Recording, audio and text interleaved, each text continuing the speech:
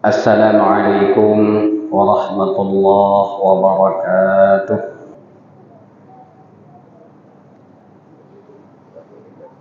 Alhamdulillah, alhamdulillahilladzi qad jama'ana fi hadzal masjid lis-salatil jum'ati faradallahu ala hadhihi al-ummah wa khususan lirrijal. Asyhadu an la ilaha illallah wahdahu la syarika lah wa asyhadu anna Muhammadan sayyidana abduhu wa rasuluh. Allahumma shalli ala sayyidina Muhammad wa ala ali sayyidina Muhammad, amma ba'd. A'udzu billahi minasy syaithanir rajim. Bismillahirrahmanirrahim. وَضَرِبَ لَهُم مَّثَلَ الْحَيَاةِ الدُّنْيَا كَمَاءٍ أَنزَلْنَاهُ مِنَ السَّمَاءِ فَاخْتَلَطَ بِهِ نَبَاتُ الْأَرْضِ فَأَصْبَحَ حَشِيمًا تَذْرُوهُ الرِّيَاحُ وَكَانَ اللَّهُ عَلَى كُلِّ شَيْءٍ مُقْتَدِرًا. Sadaqallahul azim. Yang luntuan muliakan Abu Tungku Imam Syekh Masjid, panitia pembangunan, pengurus harian masjid, imam rawatib, dan teristimewa kepada seluruh para hadirin sidang jamaah salat Jumat yang dimuliakan oleh Allah Subhanahu wa taala. Dengan meniatkan iktikaf sejenak para hadirin di dalam bulan yang mulia ini merupakan kelanjutan daripada ibadah kita di dalam bulan suci Ramadan. Mudah-mudahan menjadi pelajaran apa-apa yang menjadi renungan kita di dalam kitab suci Al-Qur'anul Karim, hadis-hadis Rasulullah sallallahu alaihi wasallam, dan nasihat-nasihatnya para ulama. Hadirin yang dimuliakan oleh Allah Subhanahu wa taala. Kita awali mau'idhah kita pada hari ini dengan satu ayat Allah Subhanahu wa taala, di mana Allah Subhanahu wa taala di dalam suratul Kahfi ayat yang ke-45, di mana Allah Subhanahu wa taala berfirman, وَضَرِبَ لَهُم مَّثَلَ الْحَيَاةِ الدُّنْيَا كَمَاءٍ أَنزَلْنَاهُ مِنَ السَّمَاءِ. Muhammad, sampaikan kepada mereka perumpamaan dunia ini adalah seperti air turun dari langit, lalu air itu bercampur dengan tumbuh-tumbuhan yang ada di dalam bumi. Kemudian setelah itu tumbuh-tumbuhan tersebut tumbuh besar, kemudian dia kering dan mati, lalu dia dibawa angin hilang entah kemana. Wa kana Allahu ala kulli syai'in muqtadira. Dan Allah Subhanahu wa taala maha kuasa di atas tiap-tiap segala sesuatu. Para jamaah yang dimuliakan oleh Allah Subhanahu wa taala, melalui ayat Allah di dalam surah Al-Kahfi ini, marilah kita mengambil beberapa pelajaran yang disampaikan oleh Abu Hamid Muhammad bin Muhammad, yang lakab beliau dengan Imamul Ghazali, atau Hujjatul Islam, yang beliau adalah seorang filosof, ahli fikih, membahas tentang ilmu-ilmu akhlak dan juga banyak tentang hikmah-hikmah yang lain. Pada suatu hari Imam Ghazali ini menyampaikan kepada murid-muridnya, "Wahai murid-muridku, apa yang sangat dekat denganmu? Apa yang selalu menghampirimu? Apa yang selalu di sisimu?" Mungkin para jamaah, kalau kita bertanya kepada anak-anak kita sekarang, kalau kita bertanya kepada generasi-generasi sekarang, dia pasti menjawab, yang dekat dengan saya selalu adalah yang pertama handphone genggam. Mungkin baru setelah itu dia mengatakan tempat-tempat dia berkomunikasi, sahabat-sahabat yang menjadi teman dekatnya. Mungkin itu yang dia jawab. Bahkan walaupun tidak terjawab, itulah seseorang yang di dalam kehidupan sekarang ini yang tidak bisa terpisah lagi adalah handphone genggamnya. Dikala itu para murid-murid Imam Ghazali menjawab, "Ya Syekh, yang dekat dengan kami adalah guru kami. Syekh, guru yang tahu dengan kamu adalah ibu kami, ayah kami, teman-teman yang se-alma mater dengan kami, teman-teman dekat dengan kami."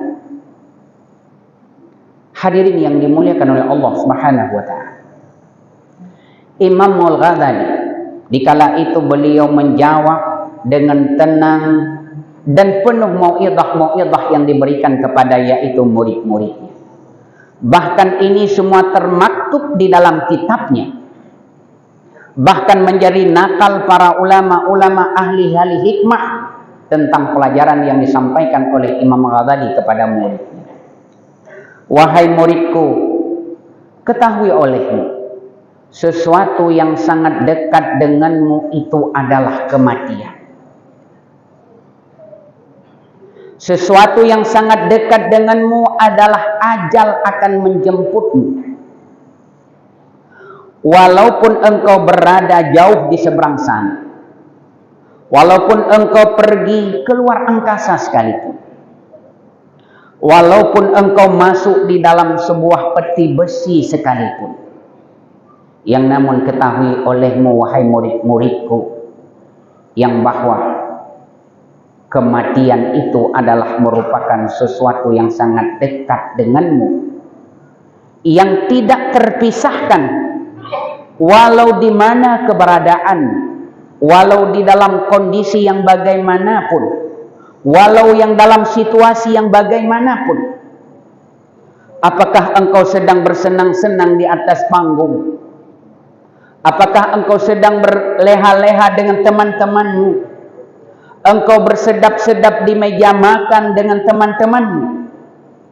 Tapi ingat wahai murid-muridku, kata Imam Ghazali, kematianmu itu adalah di sisimu, yang walaupun keberadaan engkau itu di dalam kondisi yang sangat dekat sekalipun dengan Allah, pada saat engkau sedang membaca kitab suci Al-Quranul Karim kah, engkau sedang beribadahkah, tapi ketahuilah olehmu para wahai murid-muridku, yang sangat dekat denganmu adalah kematian yang akan menjemputmu. Para jamaah yang dimuliakan oleh Allah Subhanahu wa taala, yang pertama adalah merupakan sesuatu hal yang tidak bisa kita elakkan. Yang hanjit daput hele katanya.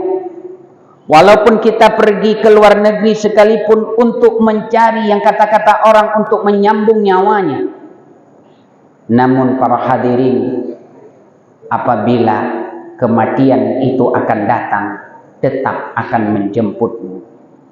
Kullu nafsin za'iqatul maut. Setiap yang bernyawa itu pasti akan merasai. Para jamaah yang dimuliakan oleh Allah Subhanahu wa taala, kematian adalah merupakan salah satu pangkat yang diberikan oleh Allah kepada malaikat Israel, yang dalam riwayat menyebutkan mati pun dia akan mati. Satu saat kelak di yaumil kiamah, yang dalam riwayat menyebutkan yang bahwa Nabi Zulkifli adalah yang menyembelih maut.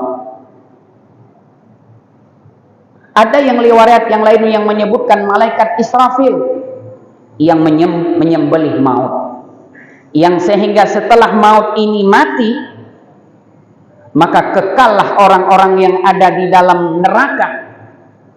Gundahlah mereka yang mengatakan mereka tidak akan mati-mati lagi pada saat dia berada di dalam neraka. Dan berbahagialah orang-orang yang di dalam surga, yang dia mengatakan yang bahwa mati sudah mati dan kami ini kekal hidup di dalam surga. Hadirin yang dimuliakan oleh Allah Subhanahu wa taala, inilah yang merupakan suatu rahasia Allah Subhanahu wa taala, yang Allah tidak menyampaikan kapan kematian itu datang. Dan inilah satu rahasia Allah yang bahwa kalaulah kematian itu bisa disebutkan kepada kita manusia, sungguh manusianya dibersiap-siap berwailung tinggal mati. Apalagi dia ada sebahagian kita yang menyatakan yang bahwa Allah yang God diakhirkan orang yang mengucap 2 kalimat syahadat. Sehingga ada orang mengatakan yang bahwa yang penting tengok ke God di akhir. Hadirin yang dimuliakan oleh Allah Subhanahu wa taala, inilah rahasia Allah. Kematian itu tidak Allah sampaikan kapan akan datang. Yang tujuannya adalah supaya kita manusia ini adalah mempersiapkan diri. Apa yang harus kita lakukan, apa yang harus kita persiapkan, yang semua apa yang kita lakukan ini menjadi pertanggungjawaban kita di hadapan Allah Subhanahu wa taala. Hadirin yang dimuliakan oleh Allah Subhanahu wa taala, pertanyaan yang pertama yang diajukan oleh Imam Ghazali kepada muridnya, apa yang sangat dekat denganmu? Nah, Imam Ghazali menjawab, itulah kematian yang akan menjemput yang kamu banyak meninggalkan, yaitu sesuatu yang belum kamu sempurnakan. Hadirin yang dimuliakan oleh Allah Subhanahu wa taala. Kemudian Imam Ghazali bertanya lagi kepada muridnya, wahai murid-muridku, apa yang sangat jauh denganmu? Putra yang jauh tak nganggata hai murid-murid lun. Mungkin bisa saja di antara mereka itu menjawab, adalah orang yang sudah menjadi musuh dengan kami. Mungkin mereka ada menjawab bisa saja orang-orang kafir, atau bisa saja orang-orang yang sudah berlainan politik dengan kami, sudah beda dengan kelompok dengan kami. Tapi para hadirin yang dimuliakan oleh Allah Subhanahu wa taala, yang dijawab oleh Imam Ghazali di kala itu adalah masa lalu, masa yang sudah melewatimu, masa yang sudah engkau tinggalkan, masa di mana kamu tidak bisa melakukan masa itu sesuatu yang merupakan itu menjadi persiapanmu di saat kamu sedang menghadapi sekarang ini. Hadirin yang dimuliakan oleh Allah Subhanahu wa taala, Nabi Allah Isa alaihi salam, yang beliau hidup 500 tahun sebelum bangkit Nabi Muhammad sallallahu alaihi wasallam, yang juga mereka Nabi Isa ini menyampaikan kepada murid-murid kesayangannya, yang ini dilanjutkan nasihat ini oleh Rasulullah sallallahu alaihi wasallam. Nabi Muhammad menyampaikan tentang kisah Nabi Allah Isa alaihi salam, tentang nasihat kepada murid-muridnya. Apa kata beliau? Ad-dunya salasatu ayyam. dunia ini hanya 3 hari. Ada yang kelanjutan daripada Nabi Allah Isa ini yang menyebutkan yang bahwa dunia ini hanya 3 masa. Ada juga yang menyampaikan dunia ini adalah hanya 3 napas. Hadirin yang dimuliakan oleh Allah Subhanahu wa taala. Yaumu amsi qad madha ma biyadika. Yang pertama adalah hari yang telah melewatimu. Hari di mana hari tersebut yang tidak ada lagi di tanganmu, yang tidak ada lagi di dalam kekuasaanmu, yang tidak ada lagi kesempatanmu ke sana. Dan yang kedua yaitu hari yang selagi akan datang, uro yang akan duke, yang Nabi Allah Isa menyampaikan kepada muridnya. Beliau mengatakan hari yang akan datang itu belum tentu kamu bisa mendapatkannya, yang kebanyakan manusia berangan-angan dengan itu semua, yang oleh manusia dipegah Allah diatri, Allah lun pubutnya oleh Allah tinggal mentang, Allah tahun depan akan saya lakukan ini. Iya, di satu sisi bisa rancangan itu benar. Tapi Nabi Allah Isa yang itu dilanjutkan oleh Nabi Muhammad sallallahu alaihi wasallam, masa yang akan datang itu adalah masa yang belum tentu kamu bisa mendapatkannya. Dan satu lagi kata Nabi Allah Isa kepada muridnya, yaitu masa yang sedang kamu hadapi. Di mana masa inilah kata Rasulullah sallallahu alaihi wasallam, faghtanimhu, maka peliharalah masa tersebut. Merupakan itu kesempatan buat kamu yang di waktu itulah kamu bisa untuk berbuat. Hadirin yang dimuliakan oleh Allah Subhanahu wa taala. Pada saat Imam Ghazali ini menyampaikan kepada muridnya yang bahwa waktu yang sangat jauh itu masa yang telah lalu, antara bulan Ramadan dengan bulan Syawal. Kalau kita katakan menyatakan hanya trip melengku Ramadan Syawal, tapi ketahui olehmu pada saat kita masuk bulan Syawal, itamang bulan Syawal, berarti bulan suci Ramadan itu sudah jauh, sudah berlalu, sudah meninggalkan kita. Sehingga dalam riwayat menyebutkan yang bahwa bumi, langit, malaikat menangis kepada Allah Subhanahu wa taala. Itu disampaikan kepada Nabi Muhammad sallallahu alaihi wasallam. Sehingga Nabi Muhammad menyampaikan tangisan daripada langit, bumi dan para malaikat. Gepegah bak para sahabat. Kenapa mereka menangis ya Rasulullah? Pakan langit bumi diklik ya Rasulullah. Rasul menjawab, zahabar Ramadan, dikarenakan perginya bulan suci Ramadan, karena berlalunya bulan suci Ramadan, karena ditinggalkan oleh bulan Ramadan. Belum tentu tahun depan kita bisa menjumpainya, belum tentu tahun depan bisa kita untuk berbuat kembali apa yang sudah Allah berikan di bulan Ramadan yang sudah kita lewati ini.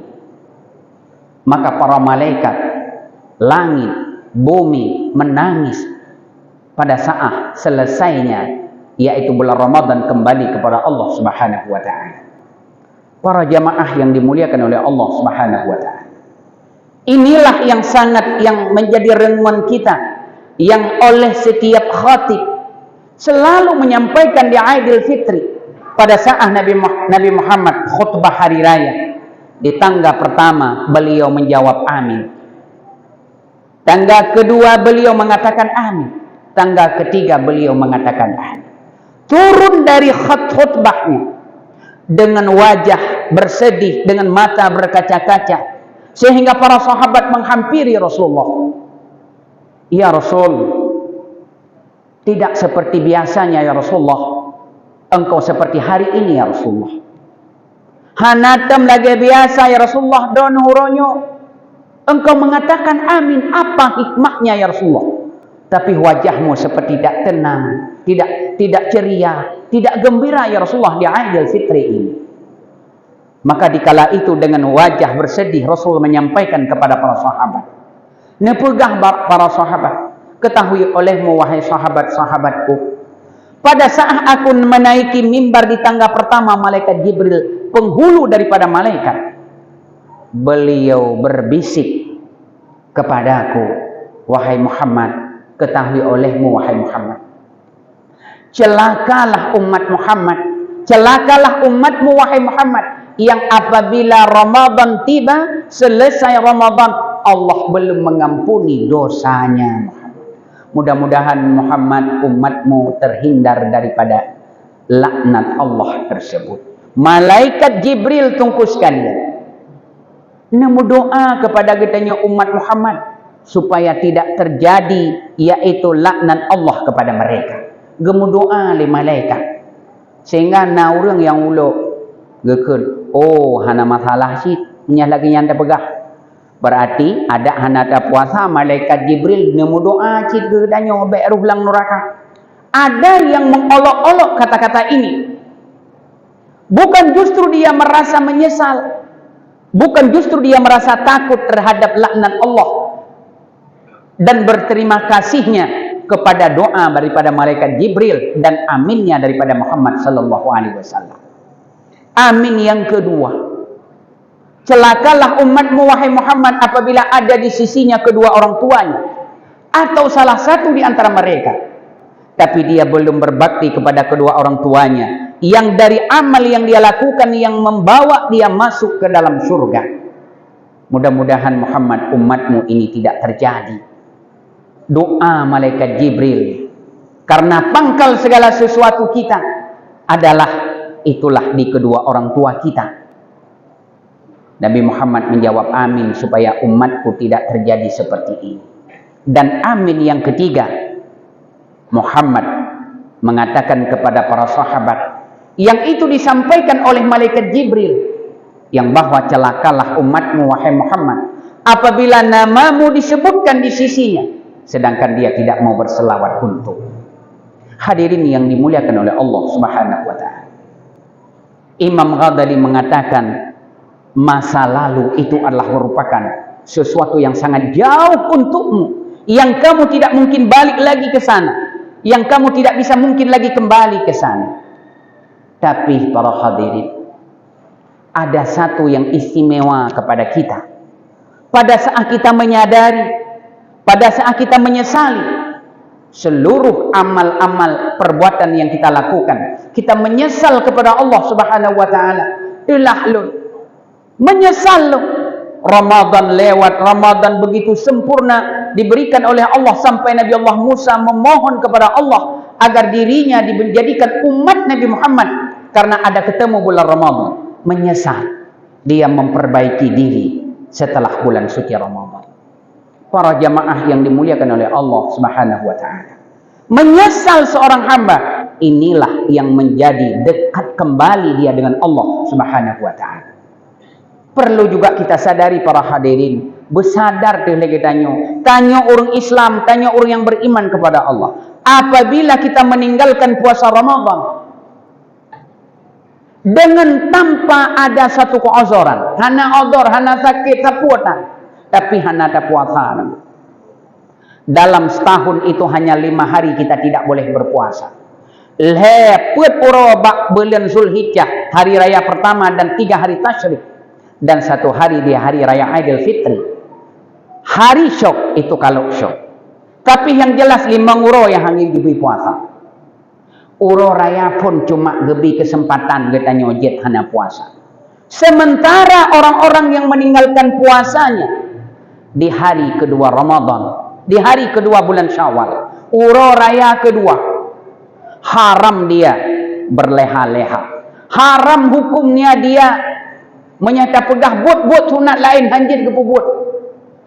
Karena kenapa dia tidak mengqadha puasanya yang sudah dia tinggalkan, yaitu di dalam bulan suci Ramadan. Hadirin yang dimuliakan oleh Allah Subhanahu wa taala, sungguh kita sesalkan ada sebahagian kita yang menyampaikan bagaimana yaitu kalau kita mengqadha puasa tersebut. yang pegah yang bahwa kalau kita sudah bertaubat mau qadha boleh, yang lebih baik qadha aja. Padahal jelas ayat Allah fa'iddatu min ayyamin ukhra. Maka hendaklah dia menggantikan di hari-hari yang lain. Hadirin yang dimuliakan oleh Allah. Maka bergegaslah hati kita yang tinggal puasa untuk mengqadha di dalam bulan kelanjutan dalam bulan Ramadan di bulan Syawal. Kemudian bagi kita orang-orang yang sudah beribadah dalam bulan Ramadan, ada satu keistimewaan diberikan kembali lagi dalam bulan Syawal. Gepegah man shoma Ramadan. So manteng yang puasa bulan Ramadan. Summa atba'ahu sitta min Syawal. Kemudian dia mau mengikutinya 6 hari di dalam bulan Syawal. Maka dia dia keluar daripada dosa seperti keluar dari rahim ibunya baru dia lahirkan. Hadirin yang dimuliakan oleh Allah Subhanahu wa taala. Oleh karena demikian para jamaah yang dimuliakan oleh Allah Subhanahu wa taala, beile ta pegah lagi tanya menyata puasa sehat. Beile ta pegah menyata dalam puasa kurang kolesterol, kurang darah tinggi dan lain sebagainya. Itu sudah jelas. Kajelah tak ubena ibadah yang diyu oleh Allah nyojit kesehatan kepada gedanya. Zakat saja, makna zakat itu adalah membersihkan diri. Berarti puglih drawajib, pubat drawajib. Seluruh ibadah yang diperintahkan oleh Allah nyan ke tubuh drawajib, nyo ke kesehatan drawajib. Nyo adalah merupakan kebutuhan untuk pribadi kita sendiri. Maka oleh karena demikian para jamaah yang dimuliakan oleh Allah, janganlah kita sia-siakan dalam bulan Syawal ini untuk yaitu melakukan 6 hari berpuasa sunat Syawal. Lebih-lebih kalaulah kita ada tinggal puasa, kita gunakan kesempatan dalam bulan Syawal ini untuk qadha puasa-puasa yang katinggal. Ino rata-rata orang tumanyang ate tadu hai dengku puasa salat sunat kifarahnya nya dengku. Hai budoy, salat sunat itu memang menjadi kifarah, menjadi keampunan dosa. Nah, gepegah dengku longkalan bak TikTok, longkalan bak YouTube. Katanya dengan puasa sunat kifarah, dengan salat sunat kifarah, nyan ubena yang kata kubahan apa ya li qadha-qadha. Kage paampun mandung.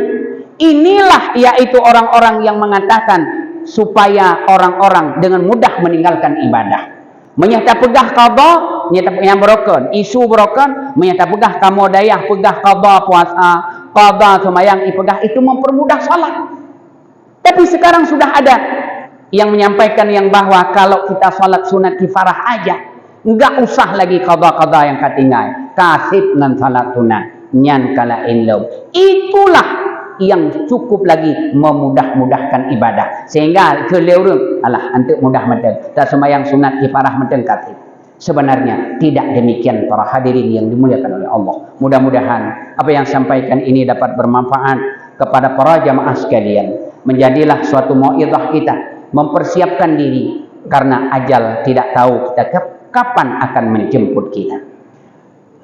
Alhamdulillah.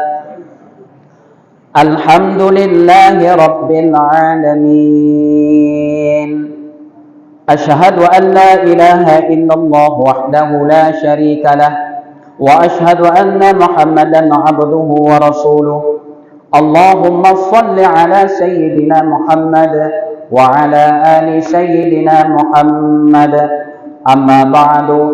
Ittaqullaha haqqa tuqatih. ولا تموتن إلا وأنتم مسلمون. قال الله تعالى في القرآن الكريم بسم الله الرحمن الرحيم المال والبنون زينة الحياة الدنيا والباقيات الصالحات خير عند ربك ثوابا وخير أملا. بارك الله لي ولكم في القرآن العظيم ونفعني وإياكم بما فيه وذكر الحكيم وتقبل مني ومنكم تلاوته إنه هو الغفور الرحيم.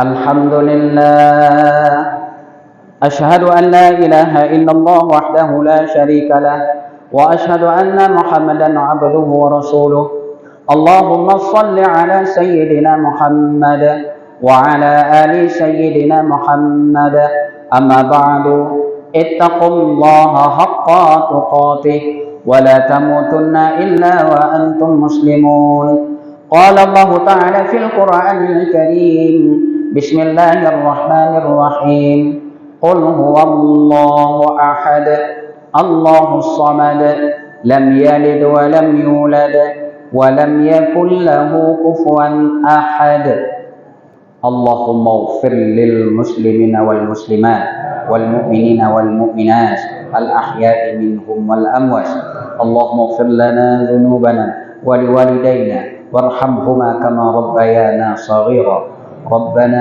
ظلمنا أنفسنا وإن لم تغفر لنا وترحمنا لنكونن من الخاسرين ربنا آتنا في الدنيا حسنة وفي الآخرة حسنة وقنا عذاب النار ولذكر الله